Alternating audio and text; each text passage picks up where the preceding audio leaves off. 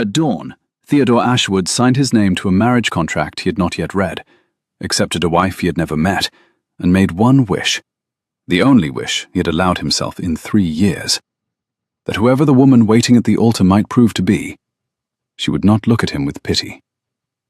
By 8 o'clock, the wish had been answered. The woman who walked the long aisle of St. Margaret by the Park was veiled in ivory silk so heavy that he could not see her face, only the shape of her. Taller than he had expected, narrower at the waist, her gloved hand resting on the bishop's sleeve with the steadiness of someone who had decided what she was about to do and had no intention of changing her mind. The sanctuary smelled of beeswax and the early hawthorn the gardener had cut at dawn and bound to the pew ends. Spring light fell through the east window in long, deliberate lines. He had been told, in the careful diplomatic phrasing his solicitor preferred when the truth was unpleasant, that his betrothed had been delayed by a disorder of the carriage. He had not been told, because no one in this church yet knew enough to tell him, that the woman in the carriage had not been Eliza Merritt at all.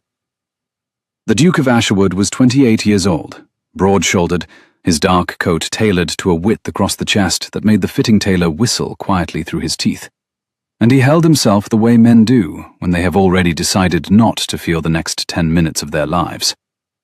He turned to face the aisle. The bishop's hand released the bride's gloved fingers.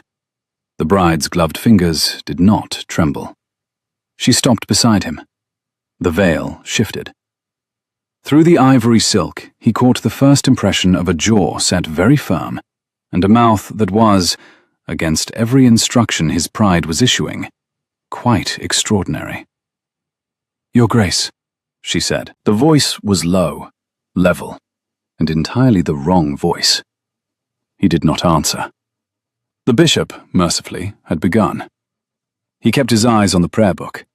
He listened to the bride speak her vows in that grave, unfamiliar voice. He spoke his own. He felt the cold weight of the rings slide along his fourth finger as it changed from his own hand to hers. He signed the register, the great loops of his title across the parchment. The bride signed below him. He read the name twice before he understood what he was reading. Charlotte Merritt, written in a hand he had never seen before, in ink so freshly dipped that one of the letters had not yet entirely dried. "What," he said very quietly, "have you done?" She lifted her veil.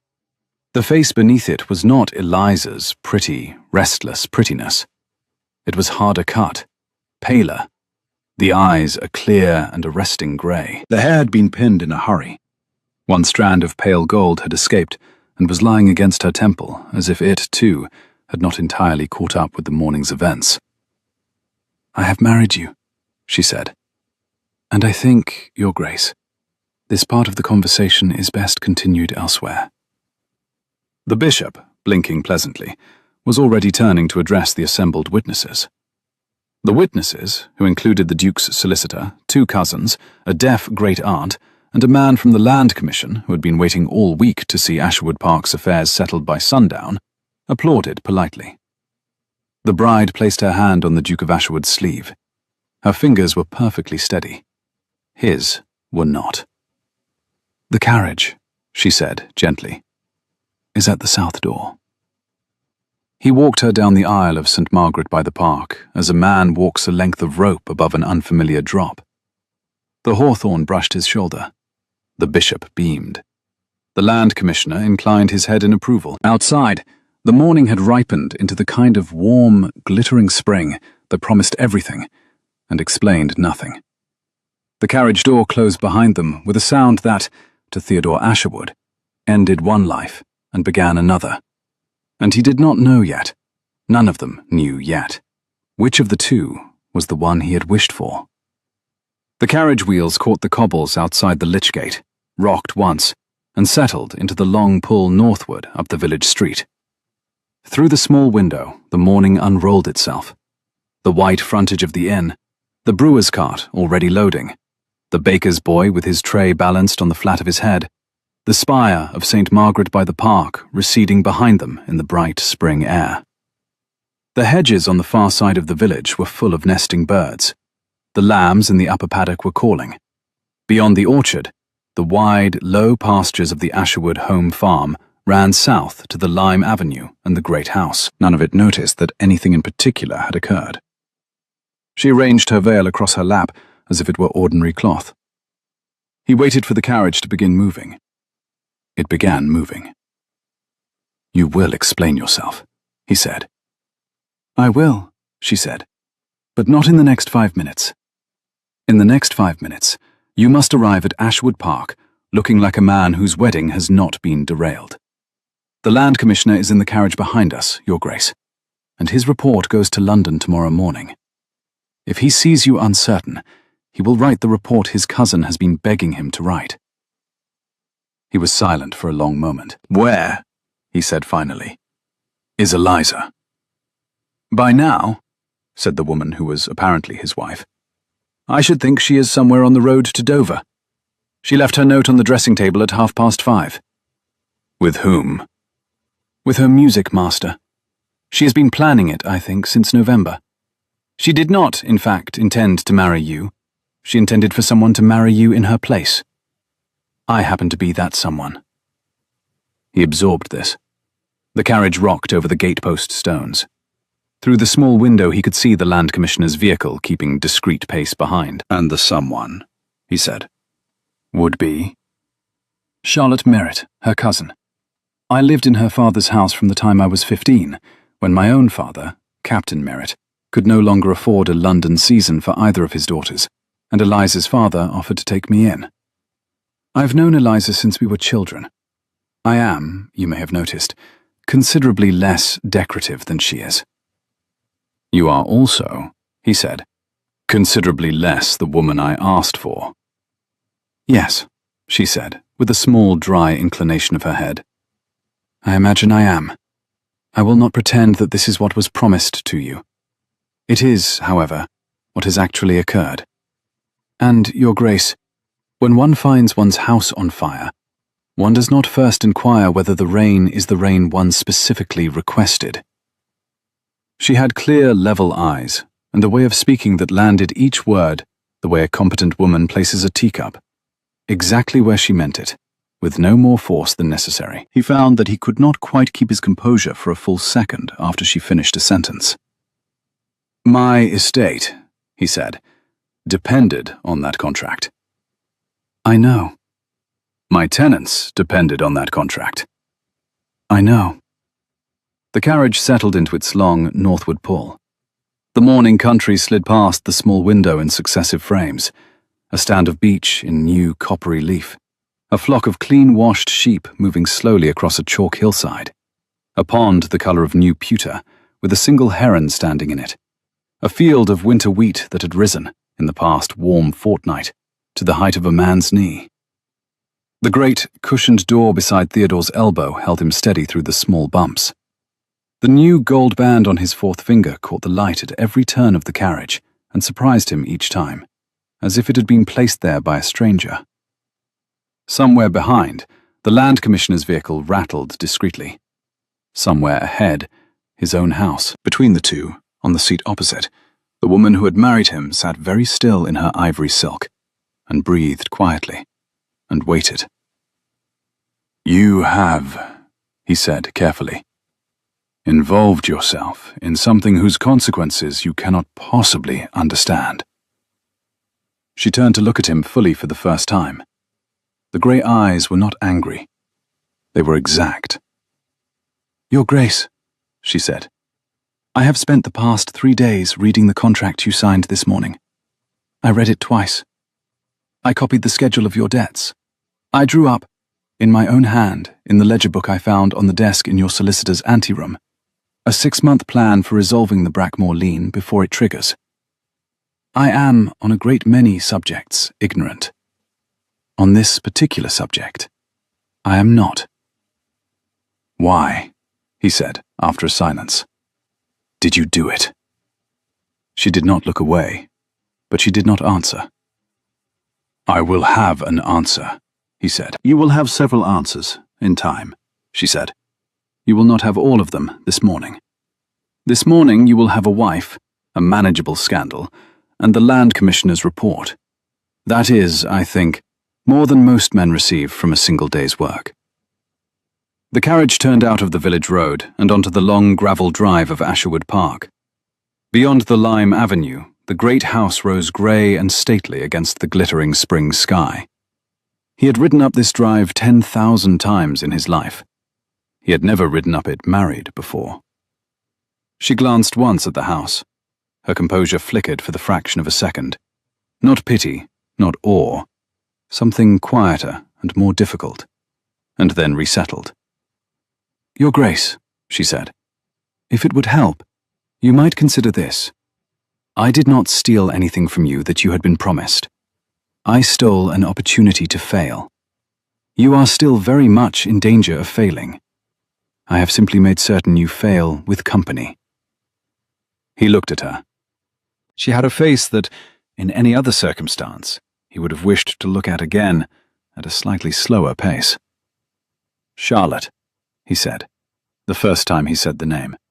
He did not know yet that the name would alter the shape of the rest of his life. "Yes?" "Walk in beside me, as if you have done this every day for a year." "I am quite capable of that, Your Grace." "Stop calling me Your Grace." "Yes," she said. "All right." The carriage stopped. The footman opened the door. Charlotte Merritt, now, by the stroke of her own pen at 8:30 on a Tuesday morning in spring, the Duchess of Asherwood, laid her gloved hand once again on her husband's sleeve, lifted her chin to exactly the angle a duchess's chin is meant to occupy, and walked into Asherwood Park, as if the house and everything in it had been waiting for her since the day it was built. Mrs. Penny, the housekeeper, was waiting in the great hall with the keys. Mrs. Penny was the kind of woman who had managed 5 dukes in her lifetime, and had developed certain firm convictions about what dukes required, what duchesses required, and what should under no circumstances be permitted to enter the linen cupboard. She was small, square, 63, and famously indifferent to surprise. She did not blink at the unfamiliar bride. She inclined her head a precise 1/4 of an inch, which, from Mrs. Penny, was the equivalent of a tearful welcome, and held out the chatelaine of keys. "Your Grace," she said to Charlotte, "the morning room is laid for breakfast. The Land Commissioner will be shown to the library. Cook would like to know whether to send up the salmon for luncheon or hold it back for dinner. There is also a small matter of a leak in the gallery, which I have not troubled you with on account of the wedding, but which I should be glad to mention now, if it is convenient."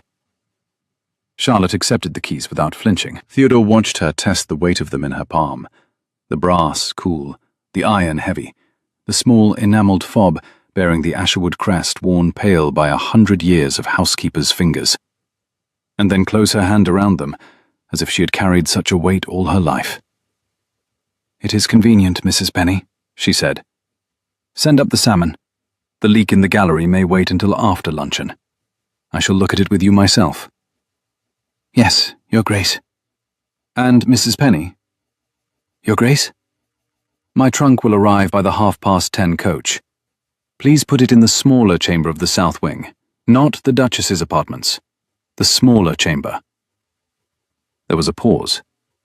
Mrs. Penny's small black eyes flicked, with the speed of a hawk noticing a movement in the grass, from the new Duchess to the Duke, and back again. Whatever Mrs. Penny had thought to herself, and she would later, in the housekeeper's room, allow that she had thought a great deal, she said only, "Yes, Your Grace." She turned and went, the keys gone from her belt for the first time in 22 years, and a softness in the set of her shoulders that the new Duchess, busy unpinning her veil, did not see. Theodore did. He had known Mrs. Penny since he was 4 years old.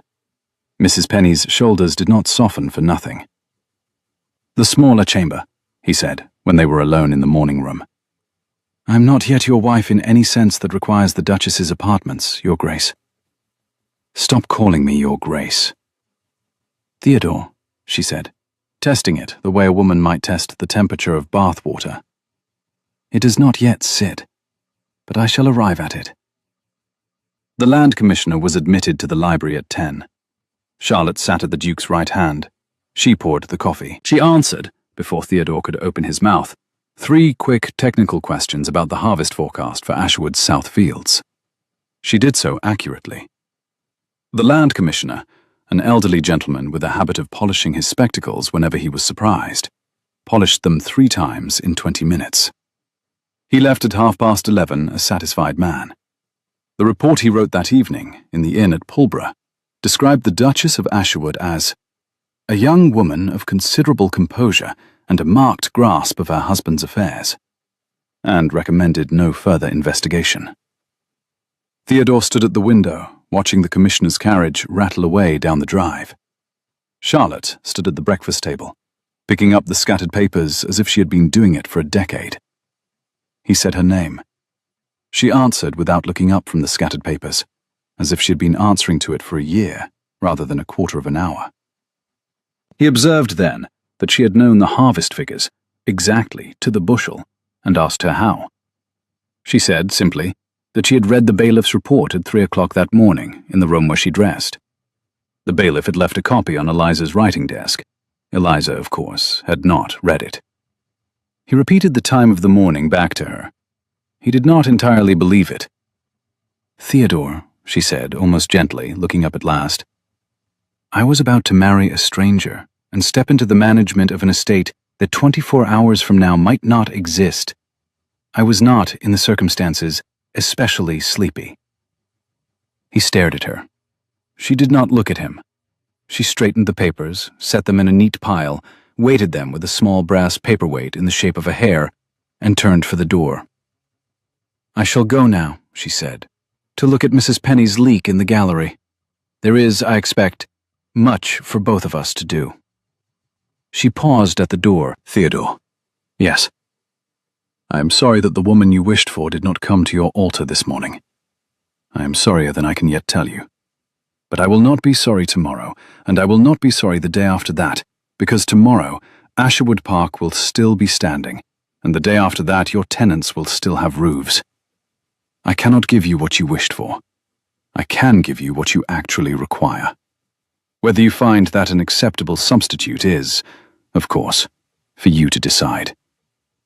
She closed the door behind her with the same exactness with which she had signed her name an hour and a half earlier in the church register at St. Margaret by the Park. Theodore Ashwood stood alone in the morning room of the only house he had ever loved, and for the first time in 3 years, he discovered that he had no idea what he wished for at all. Lord Quentin Brackmore arrived for dinner unannounced. He was Theodore's distant cousin on the mother's side, 29 years old, thinly elegant, and the second name in the line of succession to Ashwood Park.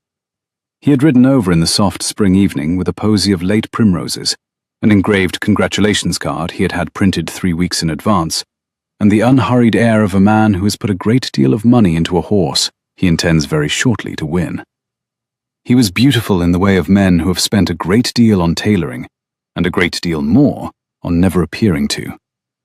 His linen was very white, his coat the precise indigo of a kingfisher's wing, his smile arranged at the corners like a piece of Sèvres porcelain, but one did not wish to handle without gloves. "My dear cousin," he said in the great hall, and bowed over Charlotte's hand with the reverence of a man laying a wreath. "I am desolated to have missed the ceremony. Desolated. I had only this morning learned of the change of bride, and I confess I rode over half mad with curiosity to make the acquaintance of my new cousin. May I say—" He straightened, and held her grey eyes for a moment longer than was strictly necessary. "That you appear, dear Duchess, in considerably better health than I had been led to expect." Charlotte received the primroses with grave courtesy. "You are very kind, Lord Brackmore. We shall be glad of your company at dinner." "I am all anticipation." He turned then to Theodore. He smiled. The smile reached his eyes the way frost reaches a window pane. "Cousin," he said, "I bring my warmest, fondest, most heartfelt congratulations." "You are too generous, Quentin," said Theodore, who had loathed his cousin since the age of 7 for reasons too detailed to be enumerated by dinner. They went in to dinner. Mrs. Penny had set 6 covers. The 4 guests Theodore had invited a week ago had, with the practical instincts of country gentry, absented themselves on 3 different excuses upon hearing of the morning's irregularity. 2 covers were therefore removed. The remaining diners, Duke, Duchess, and Lord Brackmore, sat in elegant geometric isolation along the great oak table, and the soup was served. Lord Brackmore said many charming things. He admired the silver. He admired the spring asparagus. He admired the Duchess's dress, a high-waisted gown of deep amber silk, hastily borrowed from Eliza's wardrobe, but expertly fitted by the undermaid in the half-hour after their arrival, and made it understood, in the way of a man who has practiced the art for years, that his admiration was not entirely directed at the silk. Charlotte ate. Theodore watched. Halfway through the second course, Lord Brackmore laid down his fork. "Dear Duchess," he said, "I have been racking my brain for the place I have heard your name. Charlotte Merritt. Charlotte Merritt. I am quite certain it has been spoken in my hearing. Recently. Within the year. Was it perhaps at Lady Compton's at Christmas? Or, no. Was it Lockwood Hall? You did spend some time at Lockwood Hall, I believe, 5 years ago, did you not?" The candles had been lit. Their light fell across Charlotte's face. Theodore saw her hand, on the table beside her wineglass, tighten around the stem of a small silver fork, and then deliberately release it. "You are mistaken, Lord Brackmore," she said pleasantly. "I have never had the pleasure of staying at Lockwood Hall." "Are you sure? I could have sworn." "Quite sure." "Strange.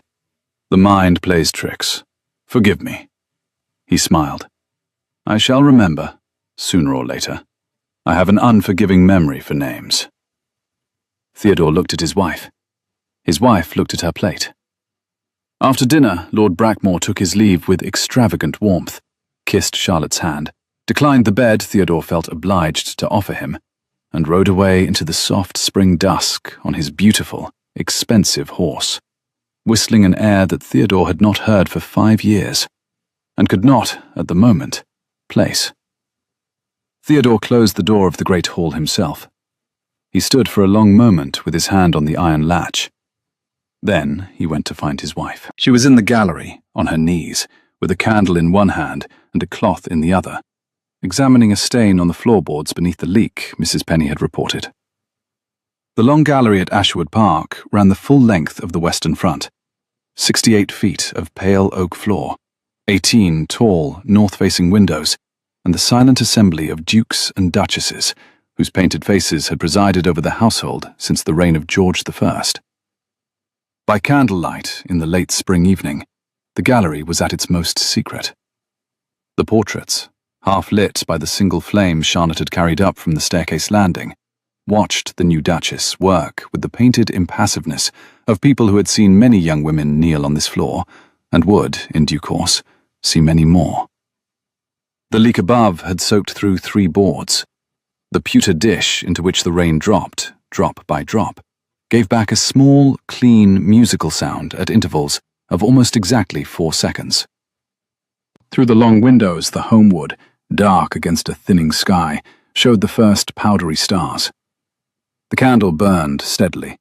Charlotte's gold hair, half-pinned, caught the light in a small, bright crescent at the nape of her neck. Her cloth moved on the boards in unhurried, patient circles. She had not yet noticed Theodore in the doorway. "Charlotte." "Theodore?" She did not look up. "It is the lead flashing on the parapet. I will send up to Pulborough tomorrow for the slater." "You have stayed at Lockwood Hall?" A pause. The candle did not waver. The cloth in her hand finished what it was doing. "I have," she said. "You denied it to a man you do not know." "I denied it to a man I do not trust. There is a difference." "You denied it to a man at my dinner table, in my house, within an hour of becoming my wife." She set the candle down on the floor. She turned and looked up at him, kneeling, in the soft amber gown, her pale gold hair half-pinned and falling. She was at that moment so unexpectedly beautiful that Theodore Ashwood lost the next sentence he had been about to speak. "Theodore," she said, "I will tell you about Lockwood Hall. I will tell you about a great many things. I will not be hurried into telling you in a hallway. May I ask you to wait until tomorrow morning?" "Until tomorrow morning?" "Yes." He looked down at her. She looked up at him. The leak in the slates above them dripped, very softly, into a pewter dish that the new Duchess had carried up from the kitchen herself and placed under the worst of the damage. "Tomorrow morning," he said. "In the library, after breakfast." "Yes." He turned to go. "Theodore." He turned back. "I am not your enemy." He stood with his hand on the gallery door for a long moment. "That," he said, "remains to be determined."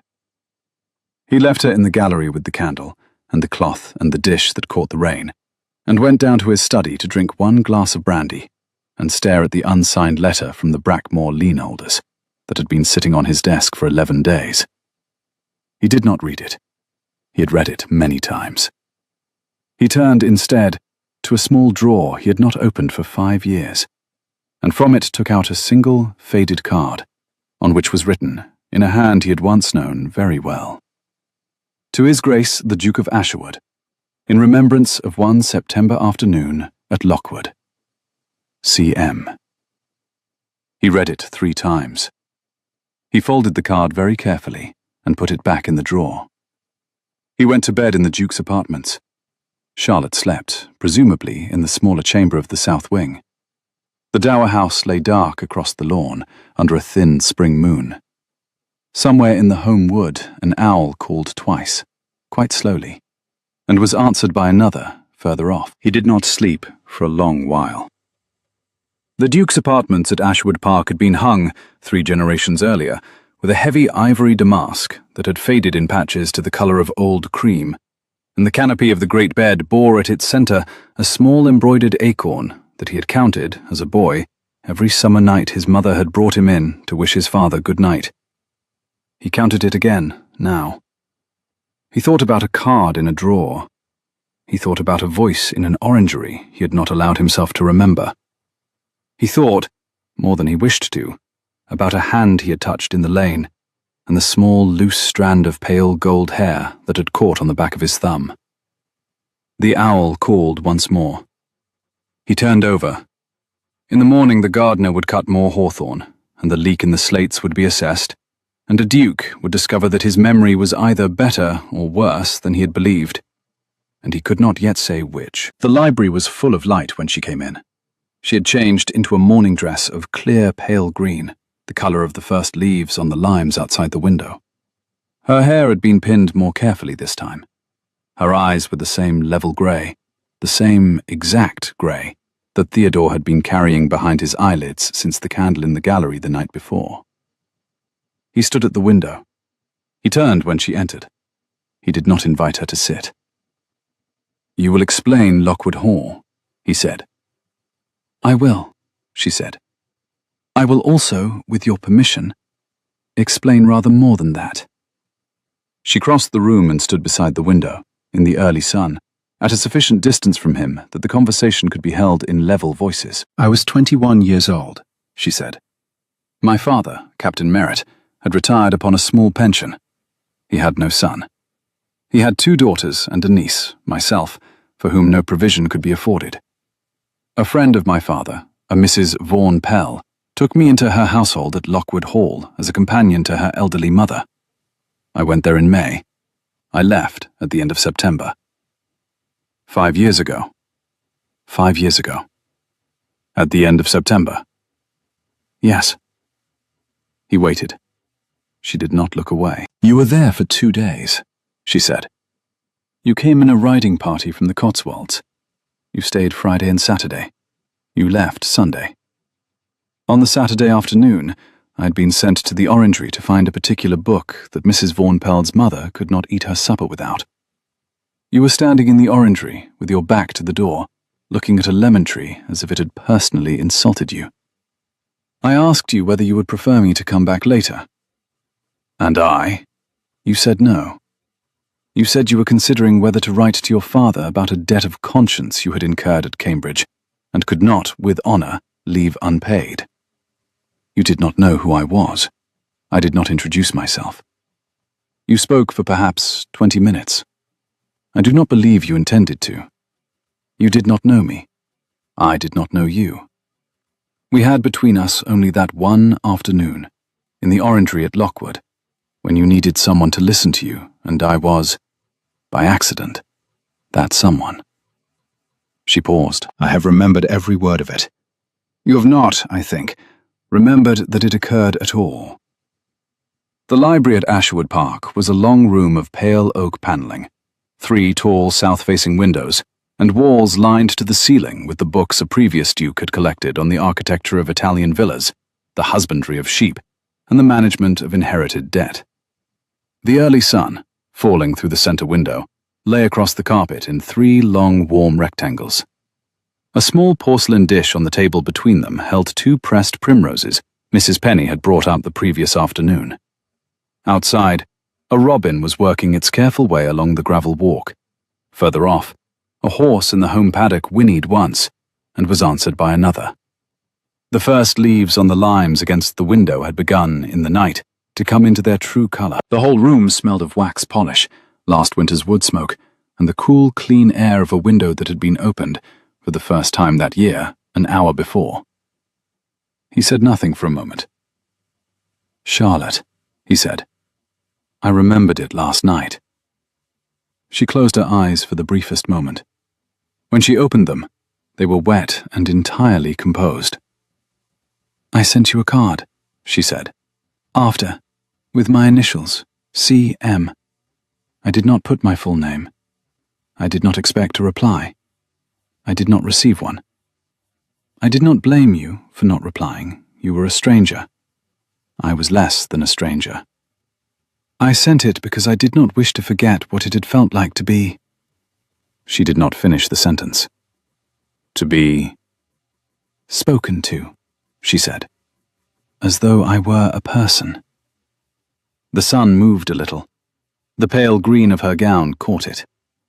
Theodore Asherwood, 28 years old and accustomed to the management of 17 tenant farms, could not for a moment locate the breath he had been holding. "Charlotte, the contract was for Eliza."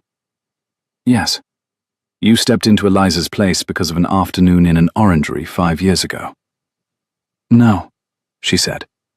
"I stepped into Eliza's place because if she did not marry you, the Brackmore lien would foreclose within 7 days, and the Brackmore inheritance clause would dissolve a small allowance paid out of the Asherwood estate to a man named Captain Charles Merritt of Petworth, who is my father, and who would, without that allowance, lose the cottage in which he has lived for 11 years.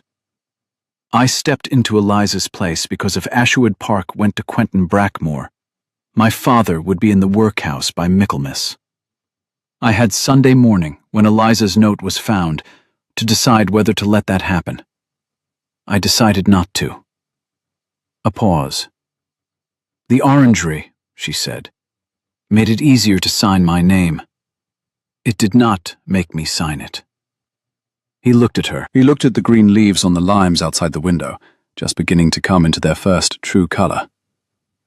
"You married me to save your father." "I married you to save my father, and, incidentally, your tenants, and possibly you.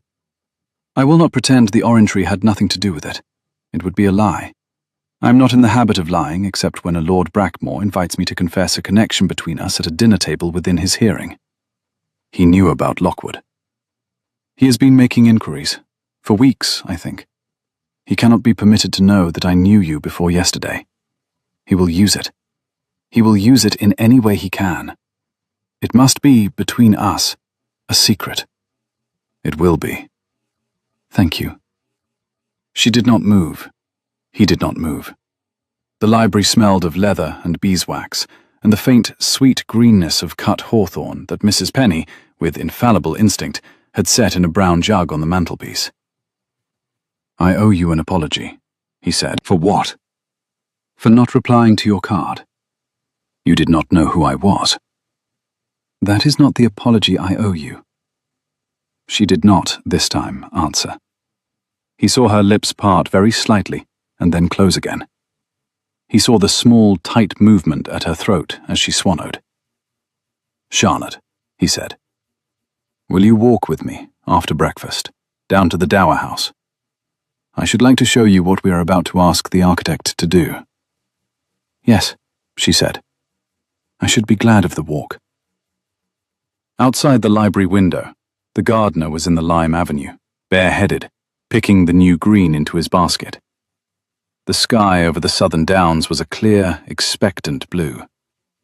Spring at Asherwood Park had begun. For 3 weeks, they did not stop working. The leak in the gallery was repaired.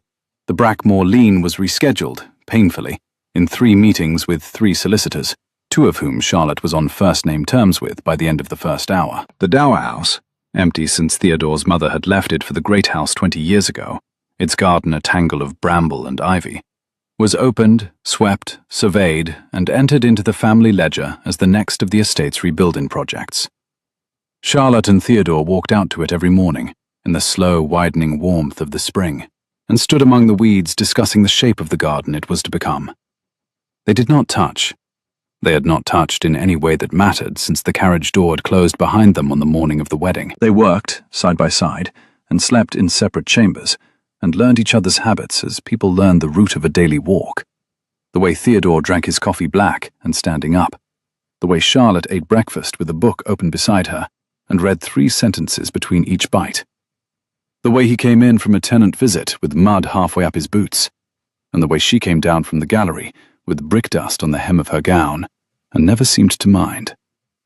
The tenants accepted her with the cautious, swift practicality of country people. The bailiff, a grim old man named Mr. Hoyt, who had served Theodore's father, recommended her after 11 days as a sound enough head for a duchess. The undermaids, who had been prepared to disapprove of any woman who arrived without notice, reported in the housekeeper's room that the new Her Grace had asked their Christian names and remembered them, and did not ring the bell unless she required something she could not obtain by walking down to the kitchen herself. Mrs. Penny, who had thought a great deal, had stopped thinking, and now said only of an evening, "She'll do," which was, from Mrs. Penny, the equivalent of a 14-stanza ode. The spring widened around them. The hedgerows on the South Drive thickened week by week with the sharp green of new hawthorn leaf. The cuckoo arrived in the home wood on the 2nd Friday of April, and announced itself, with monotonous satisfaction, every dawn thereafter. The east lawn, which had been brown and matted in the first week, lifted itself into a thick, soft green that the gardener mowed once and then left, on the Duchess's instruction, alone, so that the buttercups might be permitted to come up where they wished. Lambing in the high paddock concluded. Carving in the low pasture began. The estate, slowly and unevenly, with many small reverses and many smaller mendings, began to hold itself upright again. The Duke and Duchess, walking the long line of the south wall every morning at 7:30 before breakfast, learned to recognize each other's silences as accurately as they had begun to recognize each other's habits. The barn at Hollow Field flooded on the 3rd Tuesday. It was a soft, warm rain that had begun before dawn and had continued through the afternoon, and Hollow Field, low-lying, ill-drained, the responsibility of every duke since 1734 to remedy, and the achievement of none, had risen up over the threshold of its barn by tea-time. 16 lambs were inside. So was the year's seed corn. The tenant farmer, a wiry man named Coles, came up to the great house in his shirt-sleeves at 4:20 to ask if His Grace might possibly, if not pressingly engaged, lend a hand. His Grace was pressingly engaged in a meeting with the Pulborough Slater. He left the meeting. Charlotte, who had been standing at the window watching the rain, took her green cloak from its peg without asking permission, and walked behind him to the stables. "Charlotte," he said, swinging into the saddle, "there is no need." "There is every need," she said. She climbed onto the second horse with the practical ease of a woman who had ridden before she had learned to embroider. "You will need someone to count the lambs while you and Coles move the seed." He did not argue. He had learned in 3 weeks not to argue with Charlotte about questions of practical necessity. They rode down the lane together in the warm, grey rain. The hawthorn in the hedges was full out now, white as new linen, and the petals fell against Charlotte's hair and stayed there. Coles ran beside them on his own pony, talking through the situation in short, urgent bursts. The barn was up to a foot of water inside the door. The lambs, in the highest manger, were complaining loudly but unharmed. The seed sacks on the stone floor were beginning to darken. Theodore swung down, threw his coat across the gate, and was inside the barn within the minute, lifting the first sack onto his shoulder. Charlotte pinned her gown above her ankles, took the lantern Coles handed her, climbed onto the manger rail, and counted lambs. 16. She named them, as she counted, after Roman senators, because the under-shepherd's small daughter Bess, who had come up the lane in a sack apron with her bare feet pink from the rain, had asked her once, 3 days earlier, what she would name a lamb if she were the empress, and Charlotte had been thinking about it ever since. Cicero, Cato, Catullus, Cassius. No, that one is a girl. Scrub Cassius. Cornelia, Calpurnia. Charlotte, Theodore said from the floor of the barn, water to his knees, the third sack up. Are you naming my lambs after Romans? I am. They are not Roman lambs. They are now. Bess, on the threshold, with her serious round face streaming with rain, said, Sextus? Sextus, Charlotte said gravely. Excellent. We have been wanting a Sextus. Theodore, hauling the fourth sack out of the rising water, made a small sound at the back of his throat, but was the first laugh anyone at Ashwood Park had heard from him in 3 years. It took an hour and 40 minutes to clear the barn. By the end of it, Theodore had ruined a coat, a pair of boots, and the white shirt that had cost his man a quarter of an hour's complaint at the breakfast table, and Charlotte had a long muddy streak across her cheek and a piece of straw stuck in her pinned hair. The seed was safe in Coles's loft. The lambs, with much indignation, had been driven to the high paddock, where Sextus had immediately found a puddle and lain down in it. They walked back up the lane in the early evening, the rain finally slacking, the sky over the downs broken open into long ribbons of pale and vivid gold. Coles had been left with a half-sovereign for new seed sacks and warm thanks. The 2 horses walked behind them, the bridles trailing. Charlotte. Theodore.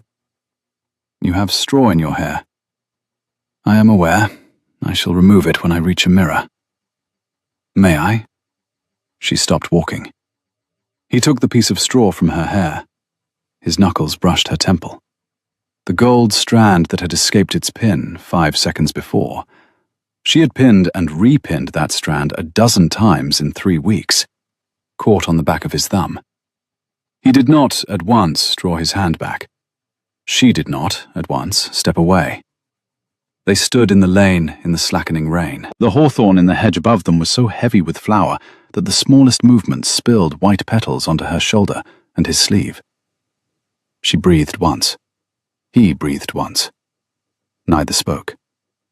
He drew his hand back. She took a small step. They walked the rest of the way to the great house in silence, and when they reached the gravelled sweep at the front steps, Mrs. Penny was already in the doorway with hot tea and warm towels, and behind her the gallery clock, which had not struck the hour correctly since 1809, chimed 7, 6, 5, 3, and then, after a thoughtful pause, 2 more. Mrs. Penny, Charlotte said, climbing the steps, we must do something about that clock. Yes, Your Grace. Tomorrow. Yes, Your Grace. Theodore, behind her, did not say anything. He was occupied with the question of why the small touch of his knuckles to her temple had caused him to lose, for a measurable and disorienting interval, the use of his lungs. He went up to change for dinner. He stood for a long moment at the window of the Duke's apartments, looking down at the dower house across the lawn. He had not, in 28 years, been in any difficulty he could not name. He named this one, slowly and without pleasure, while the valet brushed his ruined coat, and the rain finally stopped over the South Downs. Lord Brackmore returned to Ashwood Park on the first warm Thursday in May. He came in his curricle, alone, at the unfashionable hour of 11 in the morning, when Theodore was out at the South Fields with the bailiff, and Charlotte was in the dower house with the gardener, kneeling on a folded sack in a tangle of last year's brambles, sketching in pencil the line where the new lavender hedge would run. The gardener saw the curricle first. He straightened. He said mildly, "Your Grace, the gentleman." Charlotte looked up. Lord Brackmore was already crossing the rough grass toward her, with the unhurried elegance of a man who has been informed that he is not expected, and intends to make full use of the information. His cream-coloured riding coat was without speck. His smile was without warmth. "My dear cousin Duchess," he said when he reached her. "Forgive the intrusion. I was in the neighbourhood. I thought I might call." She rose. She did not offer her hand. "You are most welcome, Lord Brackmore. The Duke is at the South Fields. I shall have a man sent for him at once." "Pray do not. Pray do not. I have come to speak with you. Privately, if you can spare the time." The gardener, glancing from one to the other, picked up his trowel and removed himself with admirable speed to the far end of the wall. Charlotte folded the pencil into the sketchbook. "Speak, Lord Brackmore." "Cousin," he said. "I shall be brief, because I have always preferred brevity to its alternative. I have made certain inquiries. I have found certain papers. I have, in short, established beyond reasonable doubt but the woman my cousin Ashwood married 3 weeks ago was not the woman to whom he was betrothed, and was not the woman whose dowry his contract specified. The contract, in consequence, is technically void. The Brackmore lien stands as it stood on Monday morning. I am, technically, entitled to commence foreclosure proceedings as early as next Tuesday, at which point the estate passes to me. I am sure you follow." She did not flinch. "I follow. I do not, however, wish to commence such proceedings. No. No. They would be tedious. They would be expensive. They would expose certain inconveniences in my own affairs, which I should much prefer not to expose. I am a man, dear Duchess, of negotiation." "Are you?" "I am. I therefore offer you a private accommodation. You will, this evening, agree with my cousin Ashwood that the marriage was made under fraudulent circumstances. You will withdraw quietly to your father's cottage. The marriage will be annulled. My cousin will then marry, within a reasonable interval, a lady of my choosing, with a dowry I shall make available, and Ashwood Park will be saved by the very man who has spent the past 3 years undermining it. He will, in time, thank me. You may be paid an annuity of £200 a year for your trouble. It is, I believe, a generous offer." Charlotte studied him. She was, Theodore would later observe, when she gave him the report of this conversation, perfectly still, her hands folded over the sketchbook, her grey eyes the level grey he was beginning to know. "Lord Brackmore." "Yes, dear cousin." "Your offer is exactly as generous as I had been led, by your conduct at our dinner table, to expect it would be. I am gratified that you find it adequate." "I do not find it adequate. I find it interesting. I shall, if I may, decline."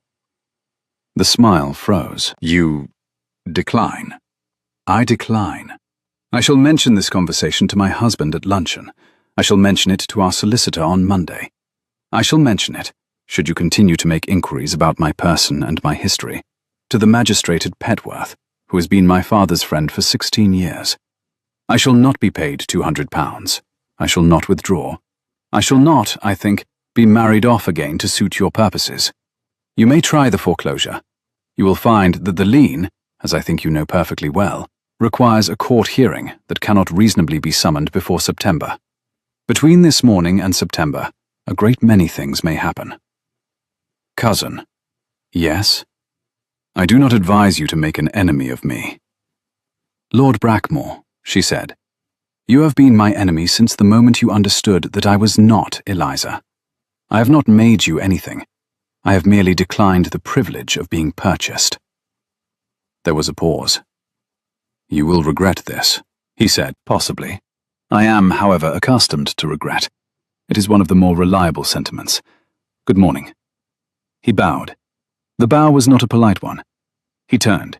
He walked back across the rough grass to his curricle.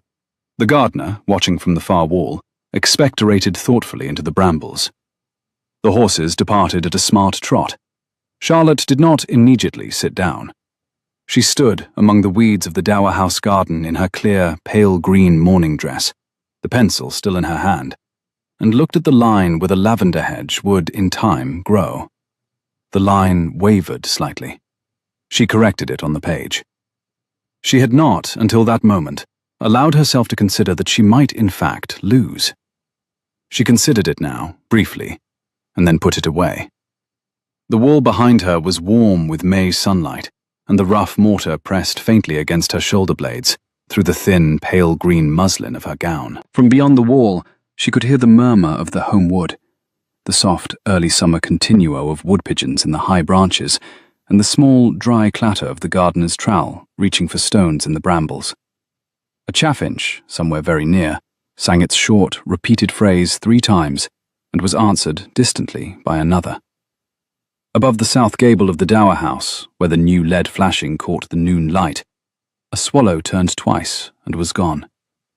The pale petals of the late hawthorn, which had drifted across the kitchen garden wall all week, lay on the rough grass at her feet in a thin, uneven scatter. She took, slowly and without ceremony, 3 steady breaths, and arranged herself once more into the form of the woman who would now walk back across the lawn and tell her husband what had occurred, and what she proposed to do about it. She walked back to the great house. She told Mrs. Penny that the Duke was to be informed, on his return, that she required to speak with him in the library before luncheon. She took off her gardening apron. She washed her hands. By noon, she had told Theodore the entirety of the conversation. He had not, by the end of it, said a word. He stood with his back to the great window of the library. The May sunlight, falling across the carpet, had reached the toes of his boots and was working its slow, bright way up the line of his coat. When she finished, he turned to face her. "You declined." "I declined." "He will retaliate. He will use Lockwood. He will try." "Charlotte, I should have been there. You should not have had that conversation alone."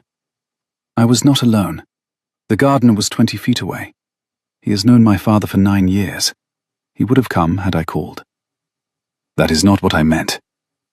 "I know what you meant," she said, more gently. "Theodore, I have been alone in conversations with men like Quentin Brackmore for most of my adult life. I do not mind being alone in them. I should mind very much, however, if you and I were to become alone in our conversations with each other." He looked at her for a long moment. "What would you have me do?" "I would have you," she said, "let me handle Lord Brackmore. I've been thinking about him. I have ideas. I shall need 3 weeks. In the meanwhile—" She paused. "In the meanwhile?" "In the meanwhile, the Cavendish's ball at Hartfield House is on the 27th. We have been invited. I propose that we go." "To London?" "To London. To stand together, in the most public room in England, with the entire Brackmore connection watching, and let him understand that he cannot frighten us into a corner. He is a man who lives by reputation. We shall give him a piece of reputation he has not bargained for." "You wish to dance?" "I wish," she said, "to walk in on your arm. I shall enjoy the dancing, if it occurs." She was, at that moment, very faintly smiling. Theodore Asherwood, 28, broad-shouldered, with his back to the great window on the May sunlight on his coat, looked at his wife, at the pale green of her gown, the level grey of her eyes, the small dry lift at the corner of her mouth, and discovered that he wished to do nothing in the world more than place his hands on her shoulders and say something he had not, in those 3 weeks, found a way to say. He said, instead, "Then we shall go." "Thank you, Theodore." "And Charlotte." "Yes." "You will not, in future, take meetings with Quentin Brackmore without sending for me first." "I shall send for you." "Promise me." "I promise." "Thank you." She did not, that afternoon, smile again. She had a great deal to do. There were, after all, only 23 days until the Cavendish's ball, and the Duchess of Asherwood, having stepped into the role on a Tuesday morning without notice, and having held it now for very nearly a month, had as yet only the one ball gown, which had been borrowed, and which she had no intention of borrowing twice. The ball at Hartfield House was, by London standards, the third event of the season worth attending, and, by Quentin Brackmore's standards, the only event of the season at which a properly arranged humiliation could be given a sufficiently large audience. He had spent 11 days arranging it. He had written to 4 hostesses, 2 minor newspapers, and 1 well-known gossip whose Christian name he was on terms with, planting in each the seed of a suggestion that the new Duchess of Asherwood was, in fact, an opportunistic substitute, that the marriage had been made by trickery, that the late Eliza Merritt's elopement had been a desperate flight from a family of impostors. He had, more privately, persuaded Eliza herself, returned, husbandless, from a brief and disappointing tour of the continent with her music master, to accept the Cavendish invitation. He had paid for her gown. By 9:30 on the evening of the 27th of May, the principal staircase of Hartfield House was the most attentively watched piece of marble in London. Hartfield House had been built, at the end of the previous century, by a duke with more money than sense and an architect with more sense than scruple. The result was a ballroom of such extravagant proportions that the fashionable had agreed, by general consensus, to behave more discreetly inside it than outside. 3 crystal chandeliers, each as wide as a bedchamber, hung from the painted ceiling. The orchestra at the south end was hidden behind a pierced screen of gilded oak. The supper room, beyond the great arched doors, smelled of orange flowers and strawberries, and the cold beef the Cavendish's cook had been famous for since 1791. Every silk that mattered in London that May was somewhere on the floor or against the walls, and every face attached to a silk that mattered had turned, for half a heartbeat, toward the head of the staircase as the announcement was made. The Duke and Duchess of Asherwood were announced at 9:45. A short, reverberant silence fell across the head of the staircase as they appeared. Theodore was in deep evening blue, his linen white as paper, his hair newly cut, his height and breadth of shoulder noticeable from across 2 rooms. Charlotte was in a gown of ruby silk, chosen by Theodore himself in Bond Street 4 days earlier, after 20 minutes of unprecedented decisiveness, with the diamond drops of the Asherwood inheritance at her ears, and the great Asherwood pearl, slung on a slender gold chain, lying at the precise hollow of her throat. She did not wear a single fashionable feather in her hair. She did not need one. She walked down the staircase on her husband's arm, with the steadiness she had walked down the aisle of St. Margaret by the Park, and 140 London personages watched her do it. She paused, halfway down. She placed her gloved hand on Theodore's sleeve. She turned her head slightly toward him and said something. Quite ordinary, quite domestic as it happened. She said, "The band is too loud." And Theodore Asherwood smiled at her, unaffectedly, with the warmth of a man smiling at his wife at the end of a comfortable day. And 140 London personages noticed. Lady Cavendish met them at the foot of the stairs. Lady Cavendish, who had read the gossip, who had heard the rumour, who had been told confidentially by 3 different persons that the new Duchess of Asherwood was an embarrassing makeshift, took one long look at the ruby silk and the grey eyes and the unaffected smile of the Duke, came to her own private conclusion, and welcomed Charlotte Asherwood into the ballroom with the warmth she normally reserved for daughters of her own. Quentin Brackmore saw the welcome from across the room. He set down his glass. The first half hour proceeded as Lord Brackmore had intended it to proceed, in only one respect. Eliza Merritt, pale, beautifully gowned in primrose silk, a little thinner than Charlotte remembered her, was successfully introduced into Charlotte's path beside the supper-room door. "Cousin," Eliza said, with a small, breathless laugh.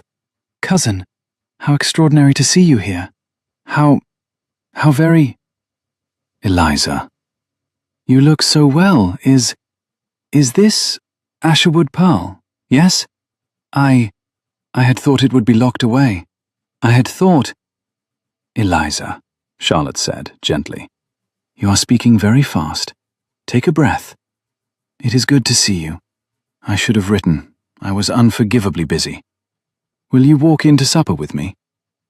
Eliza, who had clearly been instructed to provoke a public scene, opened her mouth, closed it, opened it again, and, lacking instructions for what to do with kindness, accepted the offered arm and allowed herself to be walked, mildly stunned, into the supper room. Lord Brackmore, watching, drained his glass. He chose his moment carefully. He waited until after the supper interval. He waited until Charlotte was standing in the mirrored anteroom between two wide arched doors, in the precise place where the ballroom sound carried best.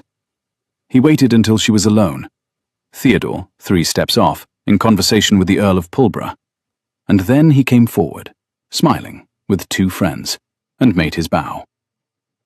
Dear Duchess, Lord Brackmore, I have been wishing to speak to you all evening. There is a small matter, a very small matter, on which I crave your indulgence. A question, a trifle. I shall not detain you long. He raised his voice, very slightly. Cousin, I was struck this evening, struck, I must say, with great admiration, by the resemblance of your portrait, which I observed last autumn in the orangery at Lockwood Hall, to the very face I now have the pleasure of addressing. It is a fine portrait, a small thing, hung above the lemon trees. I had been led to believe it was a niece of Mrs. Vaughan Pell, who summered at Lockwood the year my cousin Asherwood was riding through the Cotswolds. Was I mistaken? Was that not, perhaps, you? Several conversations within hearing fell silent. A face turned, then another. The mirrored anteroom between the 2 arched doors was the most carefully designed acoustic accident at Hartfield House. The Cavendish architect, in 1797, had set the long pier glasses in such alignment that any voice raised above a half-whisper near the south arch carried, with theatrical clarity, to the supper-room beyond, and to the eastern half of the ballroom proper. Lord Brackmore had known this for 19 years. Charlotte had been told it by Lady Cavendish on the staircase. Theodore, 3 steps away in the press around the Earl of Pulborough, had felt, rather than heard, the conversational silence drop, the way one feels the wind change in a hedgerow before one hears the first leaves move. He turned his head. He saw the line of Lord Brackmore's shoulders. He did not yet move. Charlotte looked at Lord Brackmore for a long, very level moment. You are not mistaken, Lord Brackmore, she said. Her voice was quiet, perfectly clear, and pitched precisely to carry. It was indeed a portrait of me. I sat for it at Mrs. Vaughan Pell's request, in the September before her mother passed. Mrs. Vaughan Pell has been a benefactress of mine since my girlhood. I shall be glad to write to her tomorrow and tell her you admired it. She will be very gratified. Lord Brackmore's smile slipped half a degree. And your acquaintance with the Duke. Did it date from that visit? The Duke and I, said Charlotte, lifting her chin, had not the pleasure of being formally introduced until our wedding day. We had, however, been in the same drawing rooms upon a number of occasions, as half the persons in this room have been, over the course of the past 5 years. Whether one chooses to call that an acquaintance, Lord Brackmore, depends, I suppose, on the standard of acquaintance to which one is accustomed. She inclined her head a precise 1/4 of an inch. I imagine yours is high. A perfectly distinct ripple of suppressed laughter ran through the persons within hearing. Lord Brackmore's face went, for the briefest possible instant, the colour of cream cheese. Theodore, from 3 paces off, had heard it. He came forward. He laid his hand at the small of Charlotte's back, the gesture exact, unhurried, without aggression, with a clear public claim. He inclined his head to Lord Brackmore, with the courtesy a gentleman owes a kinsman in another man's house. Quentin, he said, I had not seen you. May I present you to my wife, the Duchess of Asherwood? Charlotte, you will recall I have spoken of my cousin Brackmore. I recall, Theodore. Lord Brackmore, Charlotte. There. Now we are all formally acquainted. I trust, cousin, you will spare us the inconvenience of being introduced again. Lord Brackmore smiled. It cost him visible effort. I am at your service, Asherwood. Excellent. The supper is, I am told, particularly fine. You should not stand here. Charlotte, my love, the Duchess of Devonshire wishes a word with you in the long gallery. Shall I take you? Please. He drew her away. They walked through the room together. Their progress, from the mirrored anteroom to the arched door of the long gallery, was the most attentively followed walk of the evening. And by the time they reached the gallery, the gossip in the supper room had reversed direction with the speed of wind on a hilltop. In the long gallery, beside the great window that looked down into the garden, lit with lanterns, Theodore stopped. Charlotte. Yes? You said it. You said the orangery. I said the portrait. There is no portrait. There will be, she said. I sat for it, in fact, 11 days ago. I commissioned it from a Miss Linwood in Pulborough. It will hang in the orangery at Lockwood by the 3rd week of June. Mrs. Vaughan Pell has been, throughout, perfectly informed. He stared at her. You commissioned a portrait. I commissioned a portrait. Theodore, I have been thinking about Lord Brackmore for 3 weeks. I have not been thinking about anything else. He started to laugh. It was not a polite laugh. It was the wholly uncontrolled laugh of a man who has been carrying an iron weight for 3 weeks and has just been told, with no warning, that the weight was made of paper. He laughed so much that the Duchess of Devonshire, who genuinely did wish a word, raised her eyebrows pleasantly and allowed them another 5 minutes. Charlotte. Yes? You have been, for 3 weeks, 9 moves ahead of me. 11 moves, she said gravely. But the others are not yet relevant. He looked at her. The lantern light from the garden fell on her face, and the ruby silk and the pale gold of her hair. She was, at that moment, so entirely beautiful that he forgot, briefly, the long gallery, and the Cavendishes, and the Duchess of Devonshire, and Quentin Brackmore, and the 17 tenant farms. Charlotte. Yes? I am going to kiss you. Theodore, not in the long gallery. In the carriage, then? Yes, she said, in the carriage. The Duchess of Devonshire was had. The remainder of the ball was endured. The Duke and Duchess of Asherwood took their leave at midnight, to a great many warm goodbyes, several of which had not been arranged in advance. Eliza Merritt, gathering up her primrose silk by the supper-room door, looked up as they passed and said very softly, Charlotte, I am sorry. I know, Charlotte said. She paused. She set her hand briefly on her cousin's wrist. Eliza, write to me, properly. I shall write back. She left her cousin where she had found her. She and her husband descended the steps of Hartfield House together. The carriage was waiting. The footman closed the door behind them. The horses moved off. He kissed her in the carriage, in the dark, very slowly, with the deliberation of a man who has been waiting 28 years for one particular moment, and has decided to spend it correctly. The pearl at her throat was warm against the back of his hand. The ruby silk made a sound against his coat that was scarcely a sound at all. She held the lapel of his evening blue with a grip he had not known her capable of, and made, once, a small sound of her own, but he resolved immediately he would spend the next 40 years trying to deserve. The carriage rocked westward across Berkeley Square and into the long, lamplit reach of Park Lane. Inside, the cushioned darkness held only the warm geometry of 2 people who had stopped, at last, holding themselves apart. Outside, London moved around them with the soft, late-night clatter of returning carriages, the call of a watchman 1 street over, the brief barking of a small dog, and the distant, clear bell of St. George's beyond the park. The air through the carriage window smelled of new-leafed plane trees and the river beyond them, and the faint, sweet coal smoke of a city banking its fires for the night.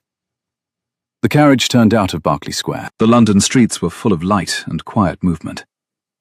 Inside the carriage, in the dark, Theodore Asherwood discovered that he had, in fact, been waiting for the woman he had wished for. He had merely been mistaken about her name. He drew back, eventually. Not far. His forehead rested against hers. Charlotte. Yes. I have something I wish to say to you. I shall not, however, say it in the carriage. No? No.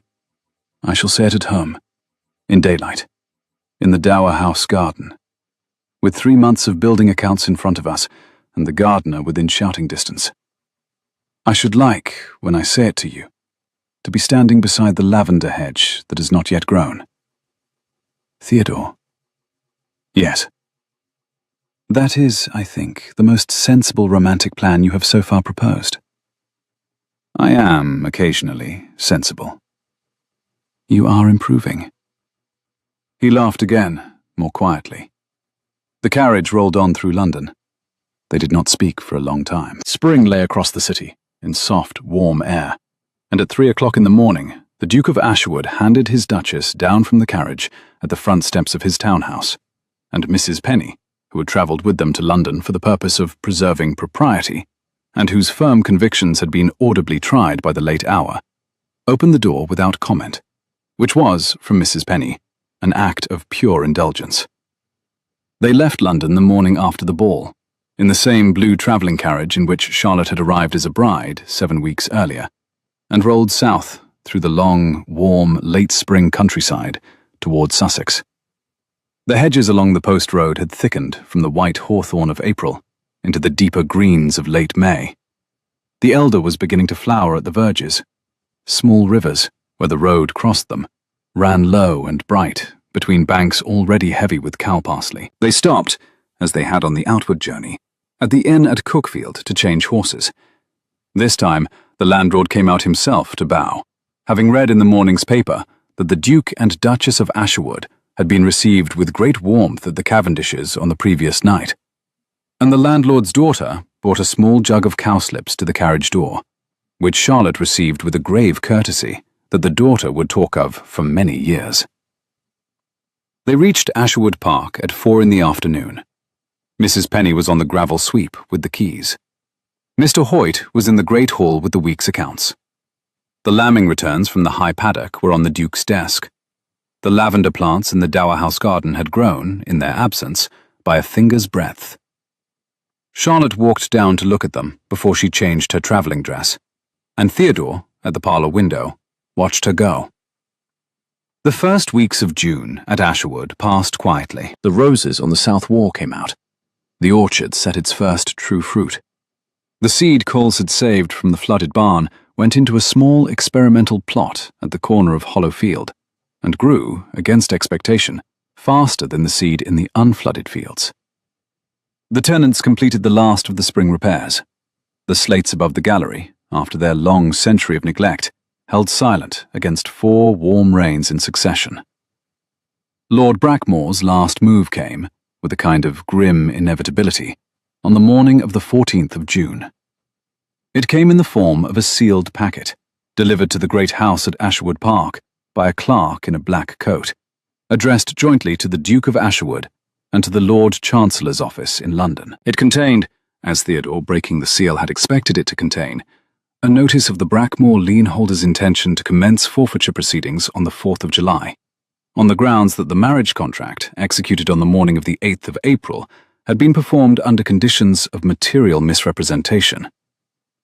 He took the packet to Charlotte in the small parlour. She was at the writing desk, in a dress of pale lilac muslin, replying to a letter from her father. "It has come," he said. "Then we shall reply. Please sit down, Theodore. I have something to show you." She opened the second drawer of the writing desk. From it, she drew a thick folio bound in pale green ribbon. She laid it on the desk in front of him. She untied the ribbon. "Read." He read. He read for 11 minutes. He read in disbelief, and then in growing comprehension, and then in the particular silence of a man who has discovered, in the middle of his own house, an enormous and entirely unexpected piece of furniture. Charlotte had, in 3 months, quietly and without consultation, bought up the Brackmore lien. She had not bought it in her own name.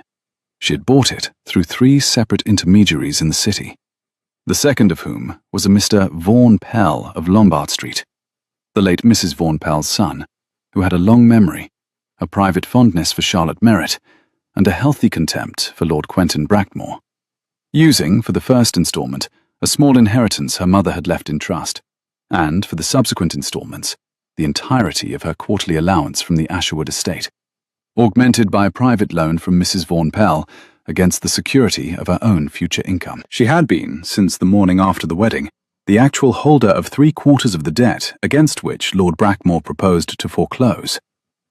She had not told Theodore. She had not told anyone except Mrs. Vaughan Pell, Mr. Vaughan Pell of Lombard Street, and her father. The remaining quarter, the part not yet in her name, had been, for the past 8 days, in Theodore's. He had bought it himself, on the advice of his solicitor at the end of May, and had not told her either, on the principle that it was an unromantic surprise. They sat in the parlour and looked at each other. Charlotte. Theodore, you bought up the Brackmore lien. I bought 3/4 of it. You appear to have bought the rest. I appear to have bought the rest. A pause. We, Theodore said carefully, own the entire Brackmore lien. Yes. Lord Brackmore cannot foreclose on a lien held by us. He cannot. Indeed, by the terms of the lien itself, we may now call it in, at our convenience, with 3 weeks' notice. He owes us, by my last calculation, rather more money than he possesses. Theodore began, for the second time in 2 months, to laugh. She watched him laugh. Her face was very composed, but her eyes were not, and her hand, on the green ribbon, was not entirely steady. He stopped laughing. He looked at her. Charlotte, why did you not tell me? At first, because I was not yet sure you would believe I was acting in good faith. Later, because I wished to be certain it would work. Last week, because I had, by then, kept the secret too long to know how to confess it gracefully. I am sorry, Theodore. It was not done to deceive you. It was done to protect you. A small breeze through the open window of the small parlour stirred the curtain. The June sunlight on the writing desk had reached the green ribbon of the folio and lay across it in 2 thin, warm bands. Outside, the gardeners on the south lawn were quietly raking the gravel. The sound carried in even strokes through the open sash.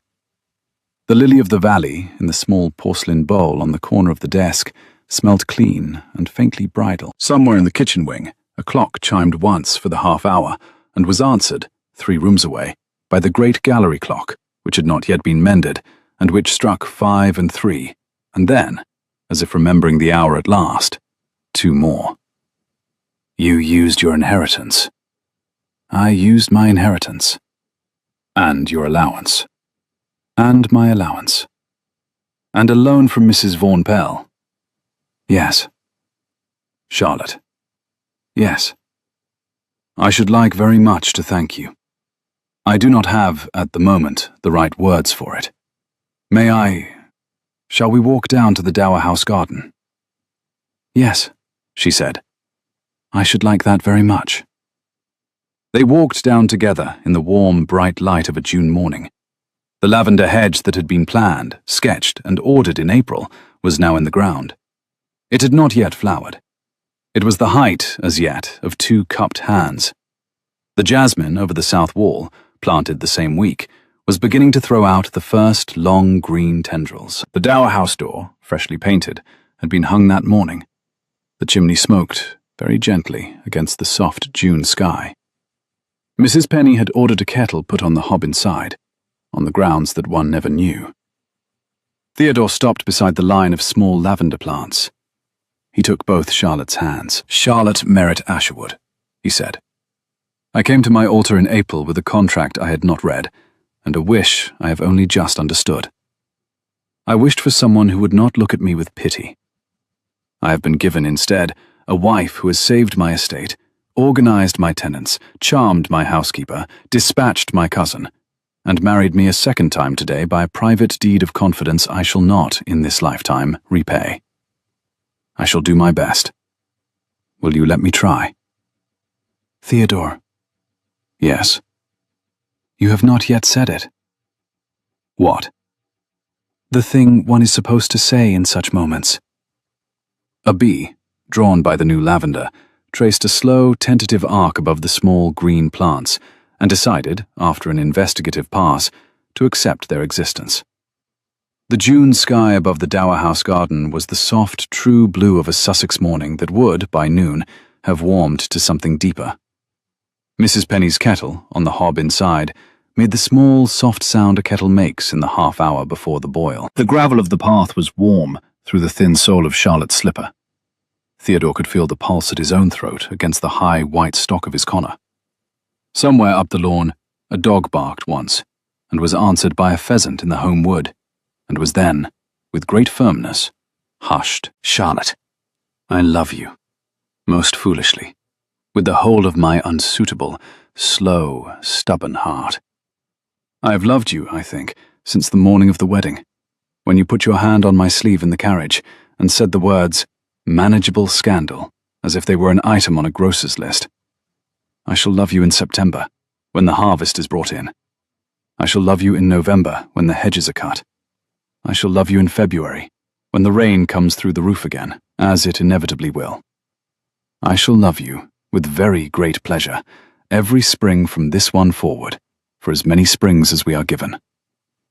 Theodore. Yes. Yes. Yes. Yes. Most. Yes. She put her arms around his neck, in the garden of the Dower House, with the lavender no higher than a cupped hand, and the jasmine not yet flowering, and Mrs. Penny watching with grim satisfaction from the parlour window of the great house up the lawn, and the Duke kissed his Duchess, with a tenderness that the Duchess of Devonshire, had she been present, would have called slightly indecorous, and the Land Commissioner, had he been present, would have entered into his report under the heading of Evidence of Conjugal Harmony. The Brackmore lien was called in on the 18th of June. Lord Quentin Brackmore, having no means of paying it, withdrew first to a small estate in Yorkshire, and then, 8 months later, to Dieppe, where he was occasionally seen at the gambling tables and uniformly ignored. He did not return to Sussex. He did not attend the christening of the Asherwood heir in the spring of the following year, although he was sent a card. Eliza Merritt, having written first one and then a second careful letter, was received at Asherwood Park in early August. She arrived with a small valise and a great deal of contrition. Charlotte gave her a room in the south wing, employment as cataloguer of the Asherwood Library, and, over the next 4 years, a slow, recovered self-respect that surprised both cousins as much as it surprised everyone else. She did not marry the music master. She did, eventually, marry an estimable bookseller from Lewis, whose Christian name was unmemorable, but whose temperament was reliable. And at her wedding, the Duchess of Asherwood gave the bride away. Captain Charles Merritt of Petworth, who had received in late April a letter from his daughter that he had read 3 times before he understood it, came to live in the Dower House in September. He brought a pipe, a small library of naval memoirs, and a venerable spaniel named Pepys.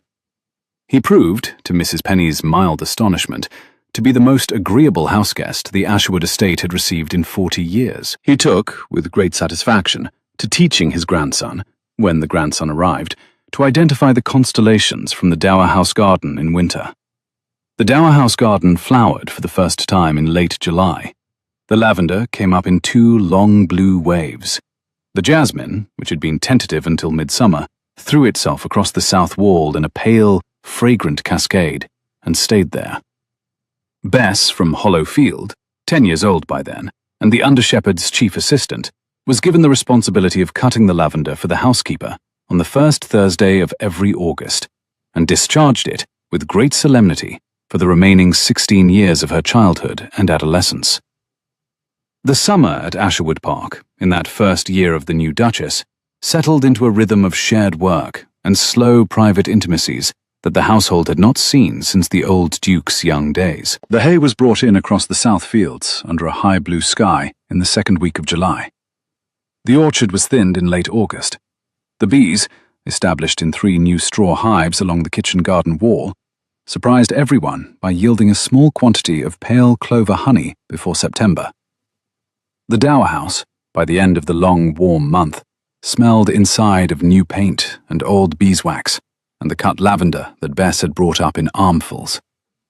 Outside, the stone walls were warm to the hand all day. The south windows stood open from morning to dusk, and the single new chimney, against the original architect's drawings, but on the Duchess's specific instruction, drew sweetly even in the heaviest of the August storms. Captain Merritt's spaniel, arriving at the end of September in advance of his master, claimed the south-facing flagged terrace on the first afternoon, and did not afterwards permit any cat from the home farm to occupy it. Autumn arrived early at Asherwood that year. The harvest came in clean and full from the south fields by the 3rd week of September. The lime avenue turned, almost overnight, from heavy summer green to the soft pale gold the Duke's mother had loved, and had been particular about, a colour the gardeners measured against a pressed leaf she had kept, 60 years before, between the pages of a book of devotional poetry. The hedgerows in the lane to Hollow Field went over from white blossom to clusters of small red haws, and then, week by week, to the deep crimson of full ripeness. In the dower house garden, the lavender was cut a second time and bound into bundles for the linen presses. The jasmine, having flowered prodigiously, settled into its long second life as deep green leaf against warm stone. The small window pane at the head of the south staircase, which had rattled in every wind for as long as Mrs. Penny could remember, was at last replaced, and the new pane held silent through the first October gales, as if grateful to have been noticed. Mrs. Penny, in the housekeeper's room, allowed herself once a week, but no more often, as one must not lose discipline, to remark to the cook that Her Grace had done nicely, all things considered. The hawthorn in the lane to Hollow Field, white in April, was crimson with haws by the end of September. In the small parlour of the great house, on a thoughtful, golden, ordinary autumn evening, 3 months after the dower house garden had first come into bloom, 6 months and 12 days after the morning at St. Margaret by the Park, the Duke of Asherwood sat in the leather chair by the fire, with his wife on the arm of it, and the chatelaine of keys lay between them on the small table beside the lamp, and the great gallery clock, which had been mended, finally, after 116 years of irregularity, struck the hour cleanly, exactly 7 times, and was answered in the home wood, as the last note thinned to silence, by an owl whose voice they both, by then, recognized. Theodore. Yes? I've been thinking about your wish. Have you? You wished, you said, that the woman waiting at your altar would not look at you with pity. I did. I have not, I think, looked at you with pity, have I? No, he said. You have not. Good. I never shall. No, he said. Nor I you. She lifted the chatelaine of keys from the table, weighed it briefly in her hand, and put it back. The brass was cool. The iron was heavy. The small enamelled fob bearing the Asherwood crest had been polished, in the past 6 months, by a duchess's fingers, and had begun, very faintly, to brighten. She turned the conversation then to the matter of his original wish, the wish of which she had been thinking, off and on, since the first morning of their marriage.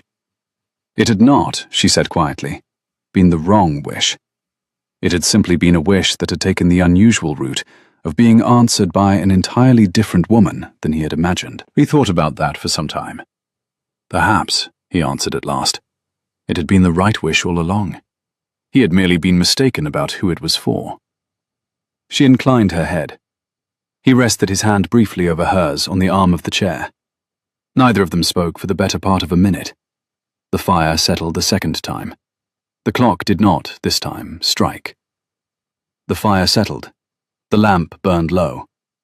Outside, in the dower house garden, the first October frost was just beginning to settle on the second crop of lavender and the haws of the hawthorn at the gate, and a small light shone in the window of Captain Merritt's parlour, where he was, very probably, reading aloud to his spaniel from a naval memoir of 1798.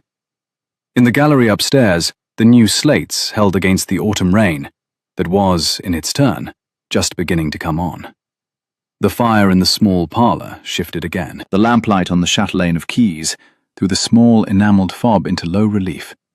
The Asherwood crest worn to a soft shine by the Duchess's fingers across 6 months of carrying. Outside the long window, the lime avenue was a corridor of pale gold against the deepening blue of the early evening. Beyond it, the dower house chimney smoked thinly, evenly, in the still autumn air. A second owl, from the other side of the home wood, answered the first. The Duke and the Duchess sat together in the lamplight on a Tuesday evening in autumn, and had, between them, no further wish to make. If you have ever stepped into a room you were not invited to, and found the people inside more in need of you than they knew, or if you have ever made a wish for one woman, and discovered, by the most extraordinary accident, that you had been wishing all along for someone else entirely, tell me about it in the comments. I love hearing your stories. If you enjoyed this one, do consider subscribing. There will be another next week.